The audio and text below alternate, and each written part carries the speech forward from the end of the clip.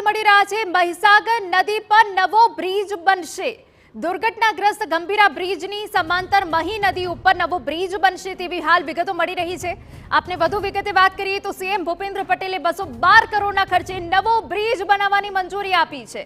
18 માસમાં નવો બ્રિજ તૈયાર કરવા ટેન્ડરિંગ પ્રક્રિયાનો પ્રારંભ કરવા આદેશ આપી દીધો છે।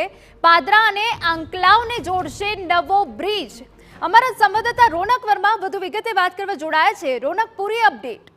તાજેતરમાં જે પ્રકારે મહીસાગર નદી પરનો જે ગંભીરા બ્રિજ તૂટવાને કારણે જે દુર્ઘટના સર્જાઈ હતી અને ત્યારબાદથી જે વાહન વ્યવહારને અસર થઈ છે તેને લઈને રાજ્ય સરકાર દ્વારા જે એક સૈદ્ધાંતિક મંજૂરી છે તે આપવામાં આવી છે।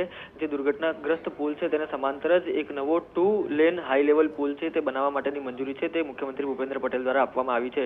આ સમગ્ર જે કામ છે તે 212 કરોડનું જે કામ છે તે મંજૂર કરવામાં આવ્યું છે અને 18 માસમાં જે પુલ બનાવવાની કામગીરી છે તે પૂર્ણ કરવામાં આવશે તે પ્રકારનું કહેવામાં આવ્યું છે। ટેન્ડરિંગ પ્રક્રિયા છે તે પણ આરંભ દેવામાં આવી છે તેની જાણકારી ખુદ રાજ્ય સરકાર તરફથી આપવામાં આવી છે। એટલે કે જે વાહન વ્યવહારના કારણે તેના સ્થાનિક રોજગારી લક્ષી જે પ્રશ્નો છે તે ઉદ્ભવ્યા હતા, પરંતુ આ તમામ પ્રશ્નોને ધ્યાને લેતા રાજ્ય સરકાર દ્વારા એક સંવેદનશીલ નિર્ણય લેવામાં આવ્યો છે અને 212 કરોડના ખર્ચે ટૂંક સમયમાં જે બ્રિજ છે તે નવો બનીને તૈયાર થશે।